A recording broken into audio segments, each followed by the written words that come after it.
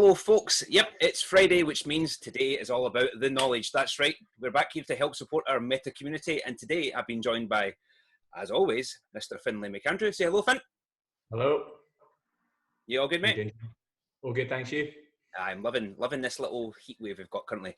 We've also got a person in today's chat, and that is our man, Jack Stout. Jack, how are you doing, bud? You're our S&C expert. Today, today you've obviously been thinking about lots of things we're going to talk about in this chat, but in general, how's everything going with you and your training, etc. just now? We've not seen you since we did our initial meet the team. Yeah, training wise, picked up a hip injury 2 weeks ago, which was a bit annoying. So I've been racing for the past 2 weeks, but went a wee 4K this morning to test it out after rehabbing for 2 weeks. So it actually seems okay. So I think it's just a case of slow build, and hopefully can get back into getting some miles under my legs.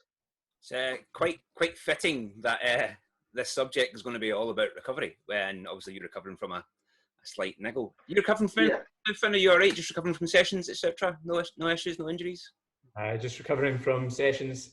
Too much coffee before my run this morning. So cool. So we talk about, and Jack, we're going to lean to you here for a lot of the science, because you are pretty much the man in the know from when it comes to this subject. But recovery, we think of recovery, a lot of people think of it as protein. Recovery is protein, but that's not strictly true. There's three very, very important components of recovery, and we've not got those components, but what's actually happening within the body that's breaking down, and then how are we making that recover? So essentially, when we're talking about recovery, what we're looking to do is we're looking to repair the muscles that we've damaged following exercise. We're looking to refuel the energy systems that we have depleted whilst exercising, and we are looking to clear the byproducts in your muscles as well that will be there from exercising as well. And then, of course, you get the topic of hydration as well, which comes in, and they basically bounce off each other. Yeah, you get a lot of people who will say that protein is the one and only key, that's what you need, but that's not the case when you look at the science behind it anyway. So essentially, what we do ideally when we're recovering nutritional wise from sessions is we want to be consuming carbohydrates, and we want to be consuming protein as well. So the reason for this is immediately after you exercise, your muscle glycogen resynthesis rates are much higher. So all this essentially means is that we can convert the carbohydrate we consume back into the muscle glycogen and refuel your body and refuel your muscles a lot quicker within this period. And then with the protein as well, obviously protein will help repair the muscles that we've damaged following on from exercise as well. So you need that in there to help rebuild, and then you've got the carbohydrate in there as well to refuel the body. Some people will look potentially just at carbohydrates or just at proteins, but it's actually best if you consume them together. This is because, let's say, for example, you take an inadequate amount of carbohydrates following on from your session, that protein there is actually going to help boost the the glycogen resynthesis rates within your muscles and within your body. And also, taking the protein will produce more insulin from your pancreas as well. And this insulin then again further helps the resynthesis rates, and it also helps with the long-term recovery following on just from that 1 to 2 hours you get from your exercise. It'll actually help boost from that, that 2 hour mark up to the 4 to the 24-hour mark as well. So is what we call and if so, what's that window kind of time? Time-wise, you're looking, if you were to consume carbohydrates and proteins, you're looking for ideally within your first half an hour of finishing exercise. So you'll get a spike in your resynthesis rates from 30 minutes, and this falls a bit towards 60 minutes, and then this peaks again at an hour and a half, and then it goes back down to your base levels at 2 hours. So you're looking to get fuel into your body, ideally as straight as you can, straight away as soon as you finish exercise.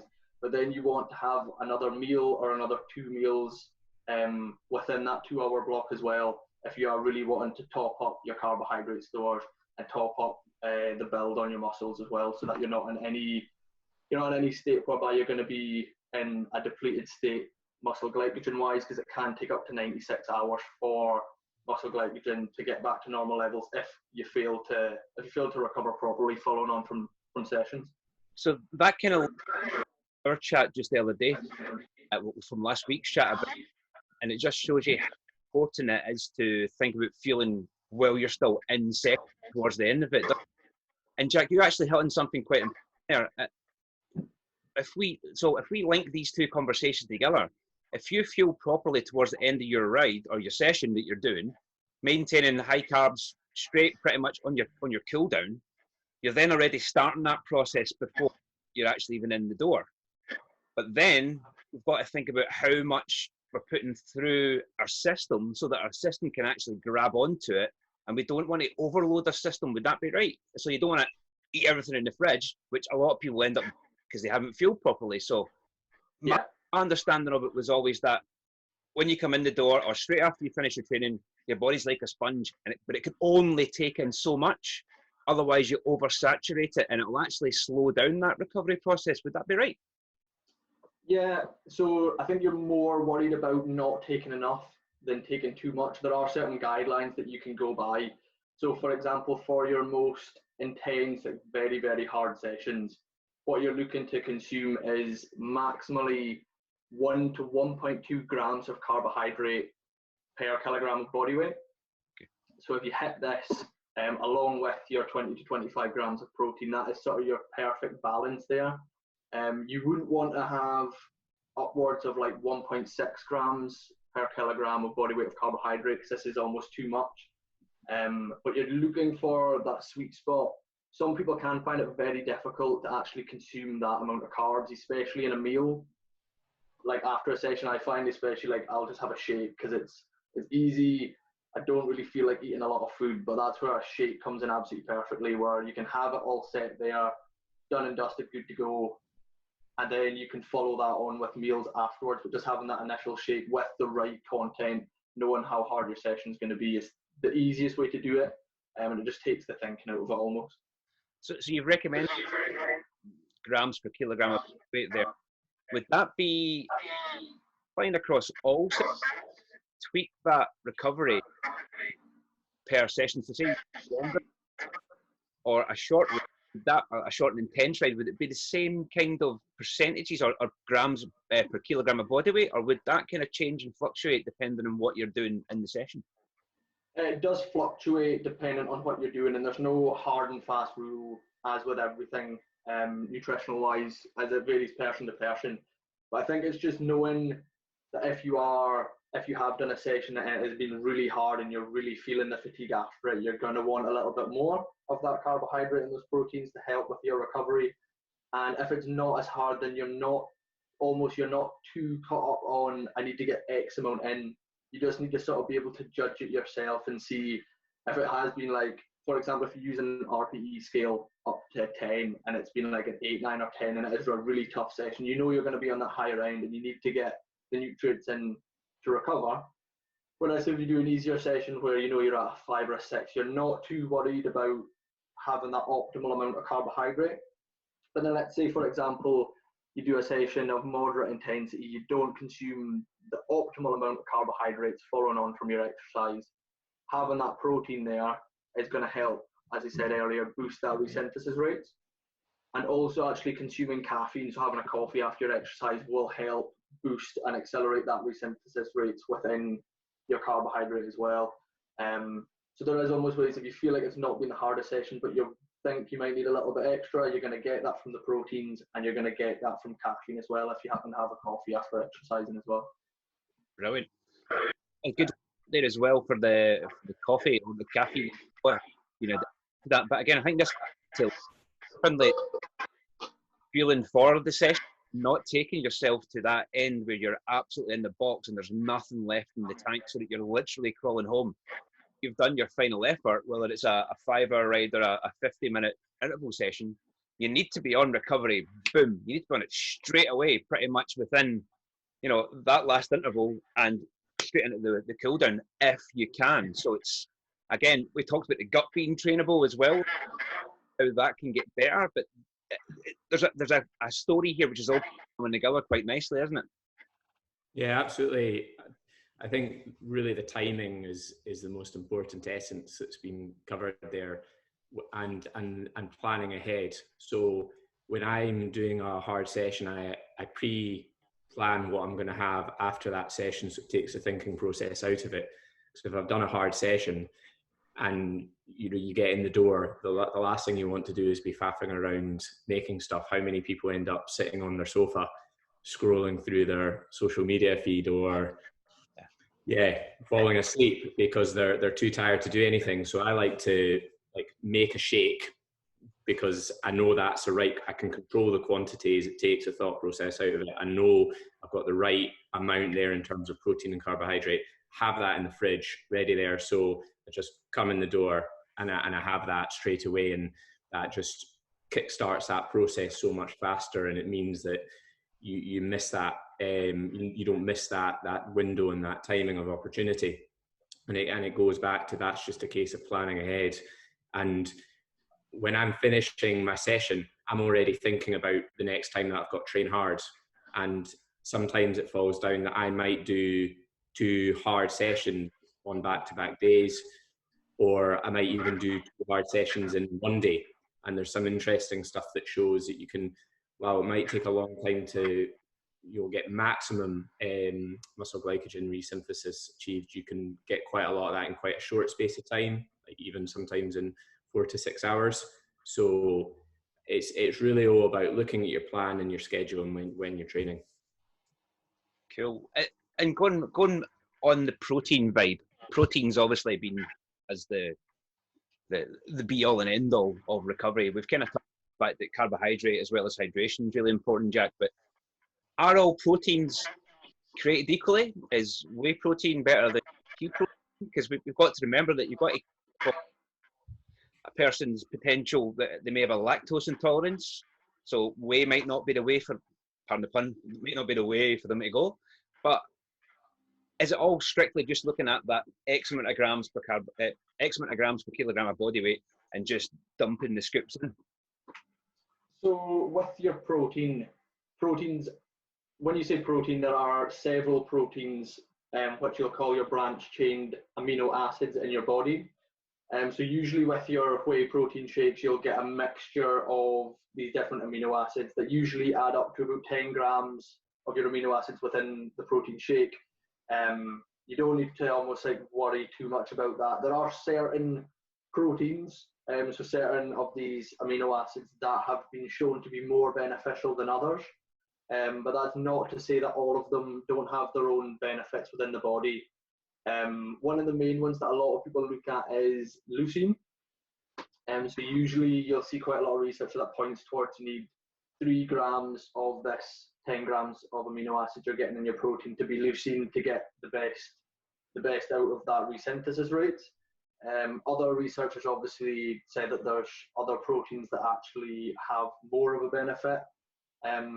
But I think all in all, if you take good quality protein, whether that comes from a shake or whether that comes from foods, you're gonna have those amino acids in there that are gonna do the jobs that you're needing.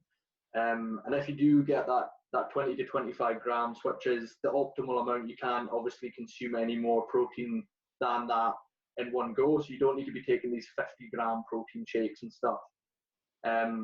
If you're getting that 20 to 25 grams of good quality protein, then it should have a good blend of amino acids that is going to help resynthesize, repair the muscles like you're wanting after exercise. Yeah, because that's a big thing. So that was 50 protein was necessary. You came in from training, and I used to literally have a protein, and then I would have a couple of a scoop of powder all together, and I would just mix that up with some milk. But I think we're talking here about making our own shakes and stuff like that. But right off the shelf can be just as appropriate. One of the things I was always told, a pint of milk, if you can drink milk and you like to drink milk, and a banana, quite a nice sort of kind of nice ripe banana, gives you the perfect balance of both an amino acid profile as kind of mix of the lactose and the complex carbohydrates from that banana. Yeah, absolutely. I mean, people don't really think they won't assess like milk necessarily being to put really high in protein or carbs or fat or whatever, and the same with bananas. So it's just understanding what you're actually putting into your body and how that almost will benefit your protein intake, benefit your carbohydrate intake, and just having a little bit of knowledge of what you're eating and how that's actually benefiting you will sort of take away from the fact that you need to be having shake after shake after shake. If you actually know, well, I can eat X, Y, and Z, it's going to be better. It's what I want to eat. I don't like the shakes or whatever. Then you know it's the same. It's two different sides of the same coin, essentially. I think it ultimately comes down to a combination of convenience and what you're able to consume after training, doesn't it? It doesn't have to be a branded recovery drink. It can literally be a pint of milk and a banana if you can stomach drinking totally. like. Yeah, or even the likes of, you know, a chocolate milkshake. Is you've got the carbohydrate in there, you've got the fats, you've got the proteins. Can be an absolute, and who doesn't like a chocolate milkshake, absolutely ideal for finishing a session and getting that recovery in quickly. And there's plenty of options out there on the market for people who don't take dairy. I mean, I don't take dairy at all, but there's plenty of good options out there as well, like alternative to a Yazoo. There are vegan friendly or plant based options out there as well. So we spoke about kind of the basics of it. What else do we need to kind of be covering when we're looking at recovery? Well, a huge one I think I'll pass you on to Finlay to speak about is your hydration. I think Finlay's Mr. Hydration Man. I think he's got more knowledge than I do on the topic. Yep. But it is as, if not more important, for certain sessions and for your overall recovery as well. Cool. Right, Finn, what do we do? Hydration. Hydration's got to be looked at a slightly different way from replacing carbohydrate stores and muscles through protein, because you are really hard intense sessions, then replenishing those stores is the absolute focus and should be really what everyone's paying attention to. But there's a lot of sessions where the majority of our training isn't all out and hard intensity, and those sessions we don't need to replace our carbohydrate stores so quickly. So when we're doing steadier sessions or we're doing easier training, we really want to pay attention to our hydration needs after those ones in particular. You look at the weather at the moment and everyone's talking about how it's pretty hot and how they're sweating a lot, and that sweat loss over those sessions can have a big impact on your performance the next day. And the science is a little bit mixed, and some people debate how much of an impact dehydration absolutely plays on your performance. From personal experience, I've had loads of benefits and improvements in performance when you're paying attention to hydration. So one simple thing that I look at is how much weight have I lost in a session. So if I've been out for an hour and a half run and I've lost 1.5 kilos to 2 kilos, that's roughly how much I'll have lost in sweat, because we know that a liter of fluid is equal to a kilogram of weight. So I'll look to replace that fluid that I've lost in terms of weight over the course of maybe an hour to an hour and a half, just sipping, so it's not all at once. But then the key thing we want to look at in our hydration is sodium loss. So two people might sweat the same amount, but know that people lose very different amounts of sodium per litre of sweat, and that might range from 200 milligrams of sodium per litre of sweat right up to 1500 milligrams of sodium per litre of sweat. And without knowing necessarily what that means, Jimmy. That's an important point that you need to really, really stress when it comes to sweating, because like you say, you can sweat the same volume of liquid, but there's two very different kinds of sweaters, aren't there? There is me, I am salty as, and I can see it in my helmet straps, my jerseys. Even if I'm doing an indoor session and I'm drying or cooling myself down by a fan, I can literally see the salt on my body. So you've not only got the people who are sweaty, salty sweaters, but you've also got the liquid ones. So it's really important for them to identify that, isn't it? Absolutely, yeah. I mean, and indoor training is actually a really good way to measure that, because you might see it more than after being outside, because when you're inside, even though we've got a fan, it gets to a point where that's just moving around the air. And I'm the same, did an hour session yesterday, and I had salt lines the whole way around my shorts. And that's really just showing the amount, I'm the same, I lose a lot of sodium in my sweat. Whereas when you're out on the bike or you're out running and you've got the wind on you, you might not get the same actual representation of how much sodium that you've lost. And without knowing what 200 milligrams or 1500 milligrams of sodium is, basically the way to look at that is if you do notice that you've got salt on your skin, or you're seeing what we were talking about there, then you'll probably be at the higher end of that scale in terms of you'll be losing. So that's a very good way to identify how much sodium you're losing. And we really want to replace that sodium that we've lost after a session. And there are options to take different quantities of sodium in your drinks to replenish that. And the other purpose of hydration is water will move to the highest concentrations of salt. So as we're sweating, salt's moving out the bloodstream. So if you get in and you just drink water, then the water is actually not necessarily going to hydrate you, and you can actually end up diluting yourself even more, which can lead to hyponatremia in some situations, but that's quite rare. Yeah, I think that I've got two examples here. One is a personal example, and another is an example that we use a protocol with one of the teams that I worked with.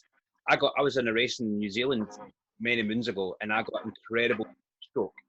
And without word of a lie, I was literally, my whole jersey and my shorts with sweat. So this is the sort of thing that if I'd known about this, I would have known exactly what to do. But triathletes have been synonymous with salt tablets and salt loading, etc. The other, and I don't think that cyclists or any of the other parts of triathlon individually are up to speed with that as well as triathletes are.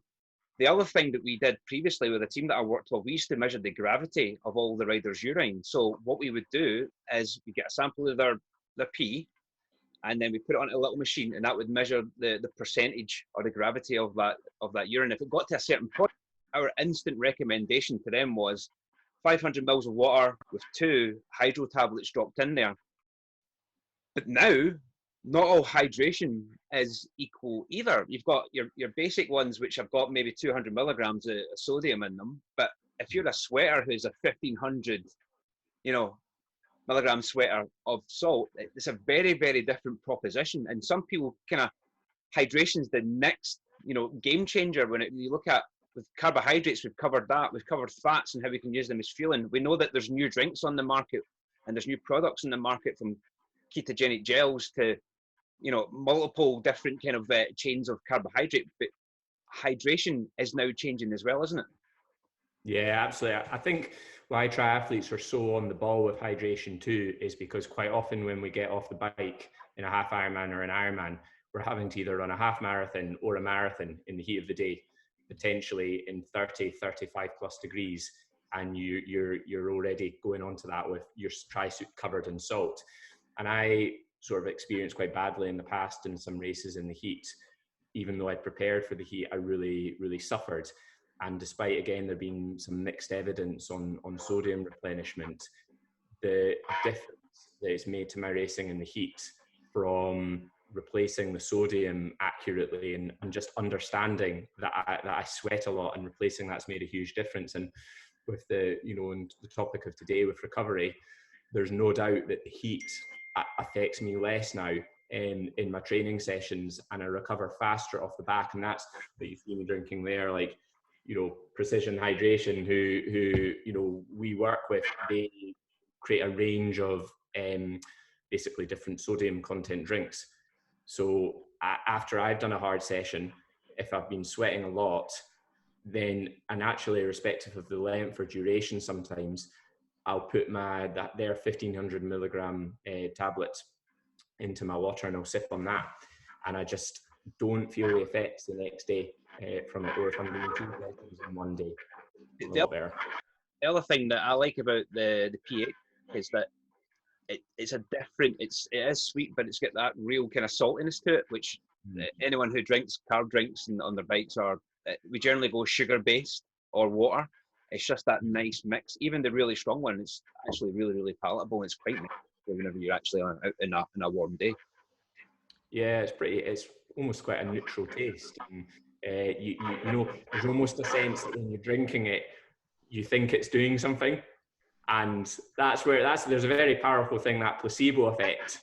You know, if you pay a lot of attention to stuff and you think you're doing everything right, chances are you'll probably go a bit faster anyway. Cool. So any other sort of wee hacks and experiences that you guys have got, just so we can wrap this up in the next sort of 5 or so minutes before we do a recap for everyone? What kind of wee hacks do you know of, Jack? Have you got any wee hacks for anyone out there to help speed up the recovery? To help speed up, I would just say be prepared. You know, have something in your bag. I'm usually I'll be in the gym in the morning before work, so basically have my shake as I'm walking from the gym to work, and it makes it stupid easy, and it just takes the thought out of it. You don't need to do anything. You just have it all sorted the night before or whatever, and then that's you absolutely golden. One point I would make is for resistance training as well. People think it is just protein, which to a certain extent it is. You need to repair the muscles, but you can actually utilize up to 30% of your muscle glycogen stores in a very intense resistance training session. So that's where carbohydrate comes into play as well. It's not just proteins that you're needing. You'll see quite a lot with protein shakes that you go to buy online, or bags of protein will have a very, very small amount of carbohydrate content and a lot of protein, but it's just finding that balance between when you do need to refuel your carbohydrate and refuel your muscles after exercise as well. Other than that, I would just say be prepared, and it just makes it a whole lot easier. There are ways around. Said there, Jack, you can sometimes buy, and basically what it is that it's just purely, it's all about basically the proteins. But if we actually think about buying a bag of carbohydrates or maltodextrin powder, you can dump that in, you're going to get a good source of that complex carbohydrates, aren't you? Yeah, absolutely. I think it's just knowing what to take. You know, it's read up about it. Obviously, hopefully this can help the viewers, and it'll give you ideas of what you should actually be taking into your body and what you should, what's not almost necessary, what's too much, what's too little. It's just finding that balance and having a bit of knowledge on what's going to benefit you most, basically. Cool. Finn, you get any little hacks before we kind of sign off and get this in a little nutshell for everyone? I mean, I think quite a good thing to do is just get yourself a sample box as well from different recovery shakes, and try what's out there, because quite a common thing that people say is that they really don't like the taste of protein or recovery shakes. But I've actually found some ones that I love and I almost look forward to having, and I'm actually quite excited to get back from a session. So I think try different brands out there and keep trying until you find something you like, because then you'll have then it's a win-win situation. The only other thing I would add to the recovery is think about what happens at night before you go to bed as well, because as we're going to talk about in another session, that sleeping process and in the evening is an incredibly important aspect, and the refueling continues on past just those windows as well. So refueling with some carbohydrate before bed. Perfect. Yep. So don't give it away. Next week's knowledge is going to be based on sleep and how we can utilize our sleep better ultimately. So be ready for that one next week. So in a nutshell, then, we're looking at 3 different things we need to really, really focus on for better recovery. We need to make sure that we're fueling ourselves during our actual training and towards the end of that training. When we get home, we have to make sure that is continuing with a good balance of carbohydrates and proteins. What was the recommendations again per kilogram of body weight, Jack?